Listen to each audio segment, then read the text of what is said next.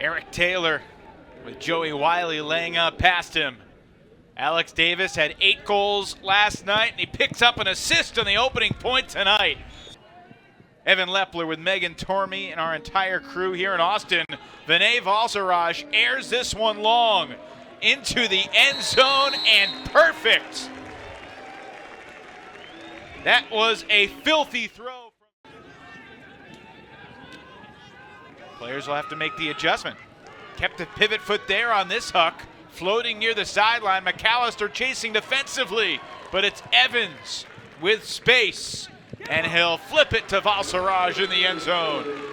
But it takes a special kind of guy that can show up and just immediately be a leader and earn that respect. Eric Taylor, and that throw is too short. Elliot Moore missed the game 2 weeks ago. Floats that one up the line. Jake Reinhardt, former Roughneck, has had a lot of battles with the Flyers. Eric Carter, did he land in?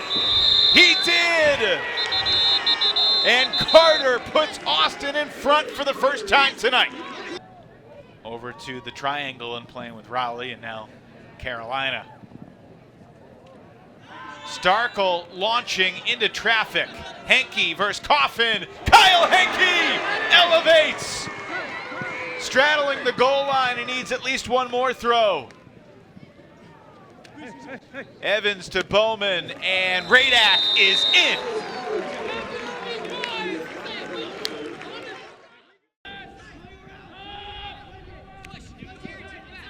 Mike DeNardis has raved about the impact Grayson Sander has had in the O-line. Yannick to Mitchell. See if the officials add anything more to that, or if this is just going to be one throw to the end zone. It looks like that's what it's going to be. A little shimmy, floating it to the end zone. That's going to be a perfect throw. Will it be caught? Yes, it will! It's Jacob Fairfax rising up in the crowd again. And a break at the buzzer. Radak missed all of last season with a really tough ankle injury. Deep shot thrown by Henke. And to the end zone, that will work. Mark Evans has the score for Austin. That was a little bit of... Number 1 in total yards, and he doesn't have a single throwing yard. He's already nearly 250 yards receiving in the game. Looking for Yannick, typically a thrower, but scored a goal as he beat his man up the line. Evans finding Henke. Sending Henry Fisher. Henry Fisher, what a catch! Using every inch of that frame, Fisher runs it down. 6'6", and he needed every inch. And back to Radak. Alex Davis playing a point on D. Radak over the pack to Henke in the end zone.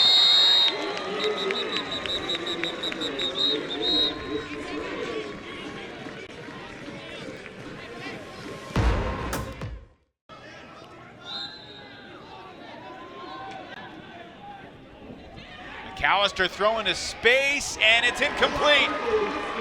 So there's an example, Megan, of the travel disrupting the rhythm a little bit. McAllister certainly more of a cutter and a defender than a handler, and the Soul do convert the O-point and deny Carolina. Next weekend we'll be back in North Carolina to see another Texas team, the Dallas Legion. And there's a Flyers turnover. Kyle Henke stealing a point on defense to start the half, gets the layout on the errant reset throw from Alex Davis. Evan Swiatek out there as well, floats it up the line for Elliot Moore, and he is in. That's the second break of the game, and it ties it up at 12, less than a minute into the second half. That was... Sander to Taylor. Bidding defender, and it's Henry Fisher going long. Fisher can't get this one. A little too much. I think he'd like to keep those 2 timeouts in his quiver to the later portion of the half, but if you sense your D-line in a tight spot. This is a critical opportunity. Reinhardt shooting it.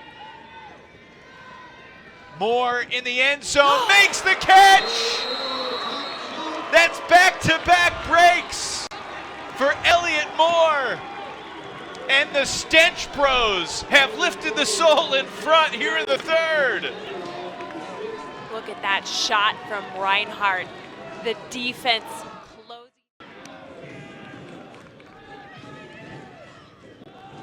Floating this one downfield, McCutcheon near the sideline, had it blocked. It was Noah Chambers in his. I think it's easy to forget how close the Union were to being in the finals as we see Switek make the tough layout grab, and Valsera turns and throws the score. Kyle Henke, well, his second proposal of the weekend, and his Stench Bros said yes too. See that style of defense very often in the AUDL, and certainly the Buzz Bullets, the Japanese national team, deserve a lot of credit for kind of pioneering that unique slow play, but it does not stop. Like even a game that was 6, 7, 8 goal disparity in the second half, still just crazy intensity every single point as Taylor shoots it back of the end zone. Fairfax got it. Great awareness, knew where he was, made sure he got the feed in.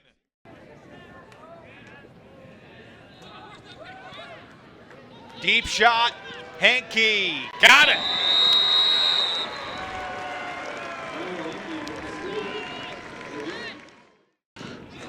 They trust their offense, they trust their system, although Bowman takes this daring deep shot. And goodness gracious, it was Switek skying a pack.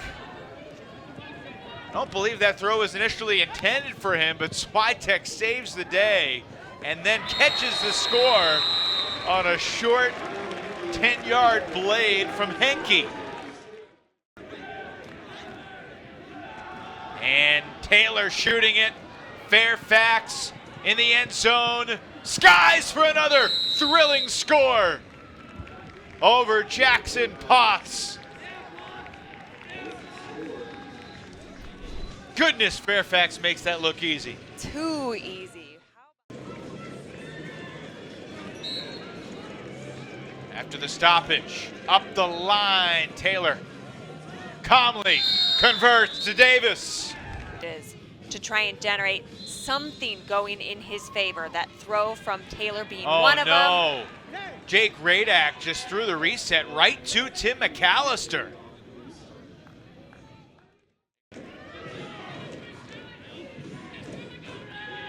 Taylor shooting it again. And that's a score. Charlie McCutcheon ties it with 1:48 to play.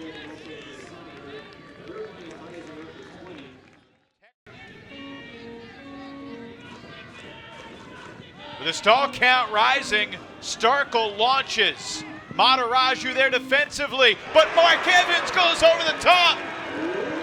What a catch by Evans. The Soul still with work to do. Valsaraj resets for Starkel. Remember, Austin is out of timeouts. Radak, antsy near the goal line, squeezes it through. Switek has somebody open, multiple guys in fact, and Austin retakes the lead with 52 seconds left.